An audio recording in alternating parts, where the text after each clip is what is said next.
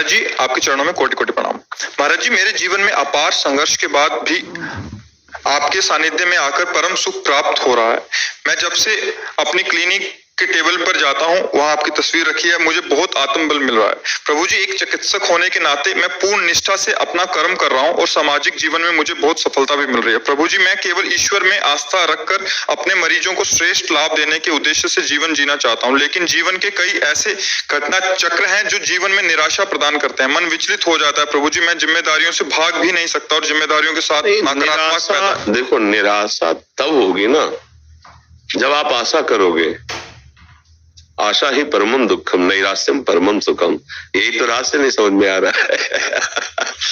आशा ही परमम दुखम नैराश्यम परमम सुखम।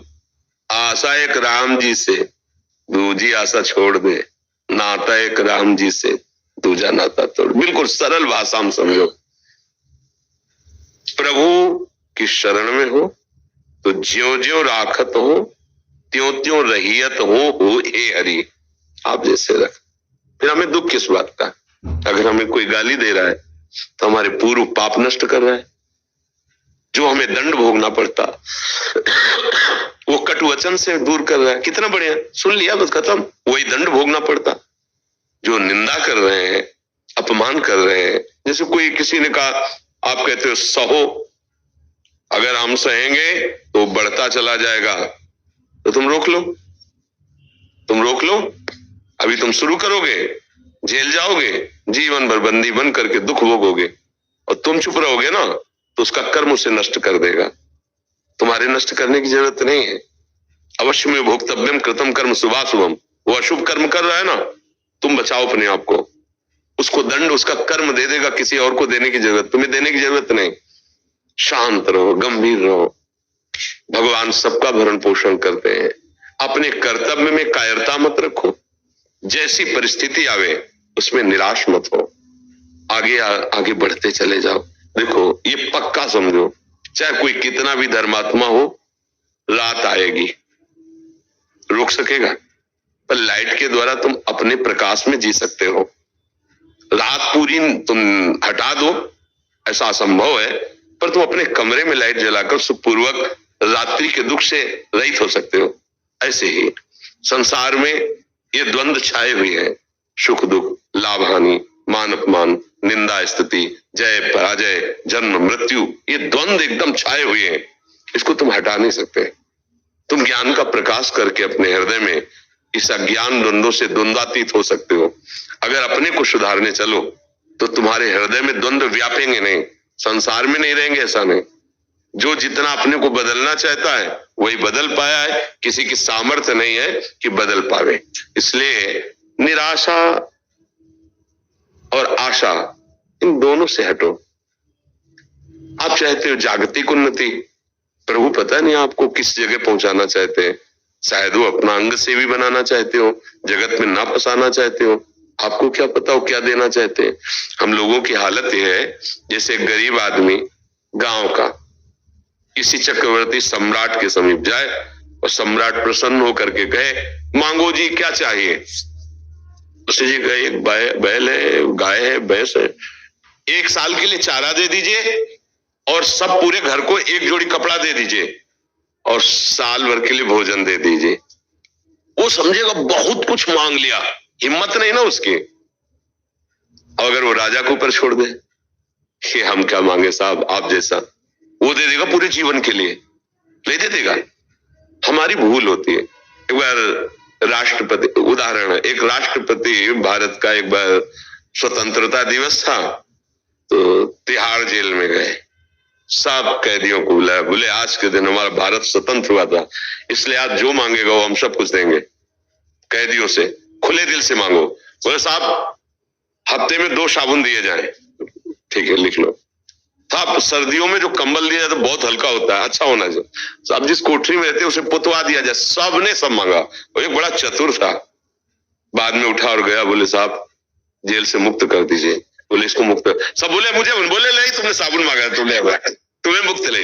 ऐसे ही है हमारी हालत, ऐसी है कि अगर भगवान भी मिल जाए ना तो इसी जेल में संसार तो काले लड़का दे दो, रुपया दे दो, हाँ हाँ, ये ये नहीं कहेगा कि मुझे जीवन मुक्त कर दो प्रभु अपनी माया से। हमारी हालत यही है। तो हमें चाहिए कि हम आशा प्रभु के ऊपर छोड़ दें। जैसे चाहो, आप मेरे स्वामी हो, कर्तव्य में प्रमाद नहीं करूंगा, धर्म विरुद्ध आचरण नहीं करूंगा, और जैसे रखोगे मुस्कुरा के रहूंगा। कई बार हमें हजारों बार सुना चुके होंगे। एक बार हम गंगा के भ्रमण करते तो लोग वो टेप रखते हैं ना, टेप से गाना हो रहा था। तो कान है, दो पंक्तियां हमारे जीवन में बहुत बड़ा संबल बनी। जैसे वेद के सूत्र याद किए जाते ना, ऐसे हमने याद है। हर गम तुम्हारा सहेंगे खुशी से, कभी भी न सिकवा करेंगे किसी, बस इतना याद है हमें। और इसको हमने जीवन भर याद रखा है।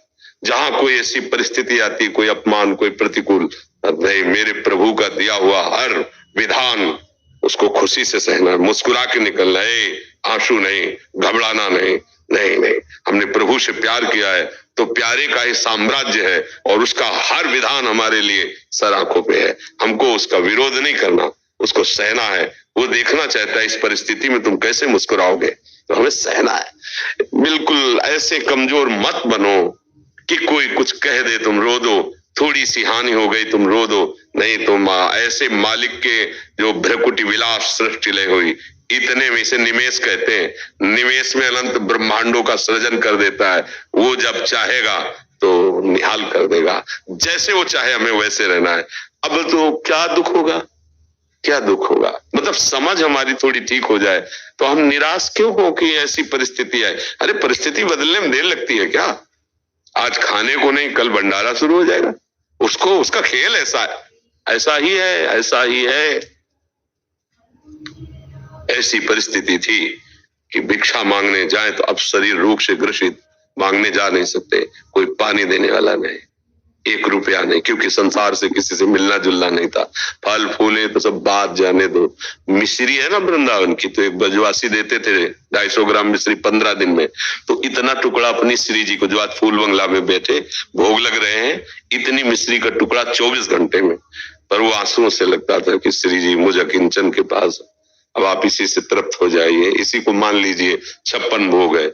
शाम के फूल मांगते थे बिहारी जी के सामने, जो डलिया लगती हैं, 4, 5, 10 फूल मिल जाते थे, उनकी सैया लगा के श्री जी को, श्री जी शयन करो।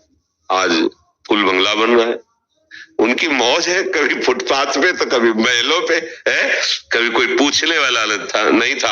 आज करोड़ों नेत्रों से केवल प्यार ही प्यार मिल रहा है। हम देखते हैं कि लोग प्रायः संतों के पास जाते हैं, मुझे ये दे दो, और हमारे पास आते हैं, तुम्हारी आयु बढ़े, तुम सुखी रहो, तुम स्वस्थ रहो। बोलो उल्टा देखो, देखो ना कौन कर रहा है, ये कौन कह रहा है? ये हमारे प्रभु इन रूपों में आकर, हम यही आश्चर्य मानते हैं। संतों के पास जाते ना, महाराज मेरे कैंसर हो गया, ठीक हो जाए महाराज। ये हमारे यहाँ ऐसे आते हैं, महाराज आप ठीक हो जाए आपकी आयु बढ़े, आप सुखी रहे, आपको मेरी आयु लग जाए। मेरा ये कहा, ये कौन बोलता है? प्रभु बोल रहे हैं, इतने मुखों से प्रभु बोल रहे हैं, इतने नेत्रों से। जो वेद कहता है ना, शास्त्र शीर्षा पुरखा शास्त्राक्षा, मुझे दिखाई दे रहा है। मेरा प्रभु इतने रूपों में देख रहा है मुझे, मेरा प्रभु इतने रूपों में प्यार दे रहा है, आशीर्वाद दे रहा है। सच्ची मानिए, एकमात्र भगवान का आश्रय ले लीजिए। जिस दिन आश्रय पक्का हो गया, पक्का का मतलब जैसे गाय बांधता है ना खूंटे पे किसान, तो ठोकता है और फिर हिला के वही देखता है कि अगर हमसे हिला तो अभी और पिटेगा, फिर और ठोकता है उसे, और जब देखा कि नहीं हिल रहा तब गाय बांध। ऐसे ही कुछ है, शरणागति में अगर हम हिल रहे हैं तो भी पिटाई बाकी है, अभी ठुकाई होगी। पक्के शरणागत जहां हो गए फिर निहाल, ये अनंत ब्रह्मांड साम्राज्य आपका, क्योंकि आपने स्वामी को सर्वस्व अर्पित कर दिया, तो स्वामी ऐसे उदार के अपना सर्वस्व अर्पित कर दिए।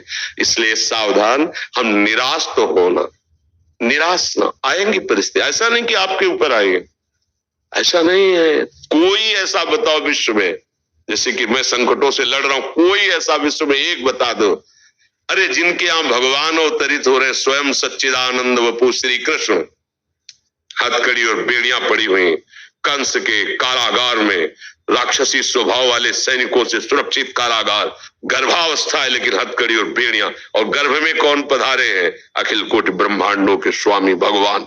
है, जिनके भगवान पुत्र राम रूप में अवतरित हुए, उन माता को वैधव्य, पिता का परलोक गमन, 14 वर्ष अयोध्या वासियों के आंसुओं की झड़ी विराग्नि में जलते रहे। भाई देखो भगवान अवतरित हुए, देखो ना नंगे पैर वनवास प्रभु का, सीता जी का हरण, रावण से, आप देखो ना जीवन, तुम्हारा संघर्ष क्या है? अपने लोग कह देते हैं ना कि भाई हमारा बहुत संघर्ष, आपका क्या संघर्ष में जीवन है? आप घर में तो रह रहे हो, प्रभु को घर में भी रहने नहीं दिया।